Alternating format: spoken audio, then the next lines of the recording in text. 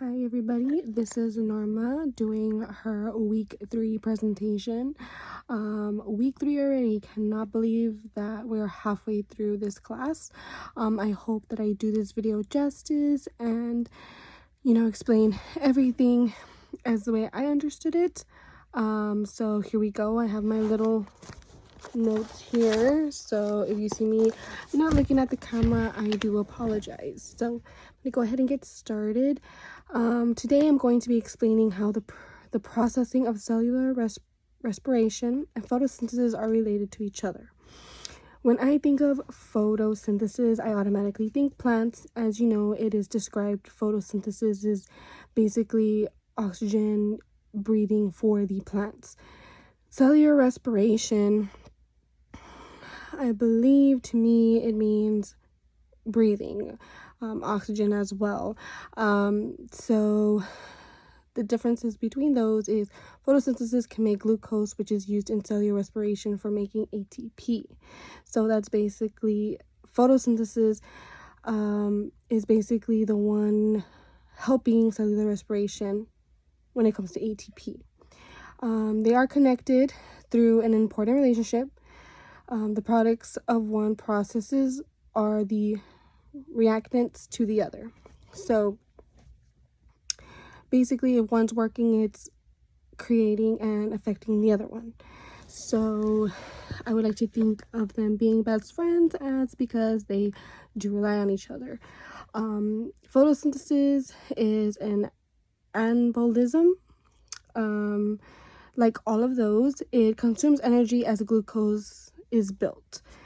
Some of the glucose is by the plant itself or used as food sources for the organisms. So with that being said, this is used to consume energy for the glucose that is built, meaning that it can build up all the energy for what it needs, so they can go ahead and give the plant its life and what exactly it needs. Basically a food source. Cellular respiration is a catabolic process in which during glucose is broken down to release usable energy to the cell. So as you can see, again, it goes back to them working with each other to create life for the plant, is how I see it.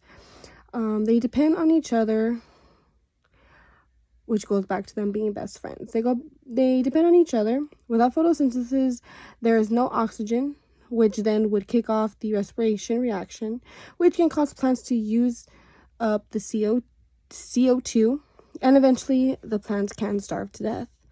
So without them working to help one another, it can cause the plants to eventually basically shrivel up and die, starve to death, because they won't have any source of energy, any source of food for them to rely to survive. So it's really important that photosynthesis and cellular respiration come together. Without one another, the whole system basically just falls apart. So that, I hope I explained it and pronounced mostly all the words the correct way. I do apologize in advance if I didn't, but that is my presentation for today. I hope that it was made justice, and I hope everybody has a good rest of the last 2 weeks that we have left. And this was my video presentation, and have a wonderful evening. Bye bye.